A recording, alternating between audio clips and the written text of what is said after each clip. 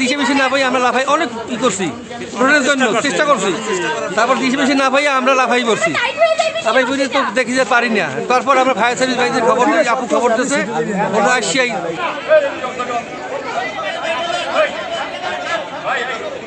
হাঁটতে আসছিলাম, এরপরে হচ্ছে ওইখানে ওরা 3 জন ছিল, পরে ওরা মারামারি করতে গিয়ে ওই 2টা ছিল একটু বেশি ওর থেকে ডেয়ারিং, ওরা ওরে ই করে কামড় দিয়ে ফালাই দিয়েছে পানির মধ্যে।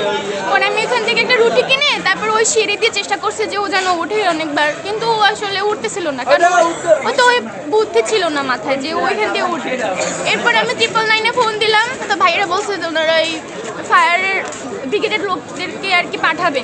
এই তারপর থেকে ওইখানে আশেপাশে সবাই অনেক চেষ্টা করতেছি, আমরা মানুষ তো দেখতেই পাচ্ছেন। ওই সময় বাসায় আমার মেয়ে বললো একটা কুকুর পুষতে, কারণ আমি ওদের সহযোগিতার চেষ্টা করছি এটা উঠানোর জন্য। তো আলহামদুলিল্লাহ শেষ পর্যন্ত একটা জীবন রক্ষা পাইছে। মানুষ আর প্রাণী সবই এক।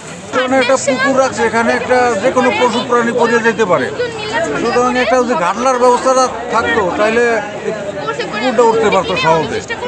কুকুর তো ভয় পাইতেছে মানুষজন দেখা, ও তো ঘোরাঘুরি করতেছে।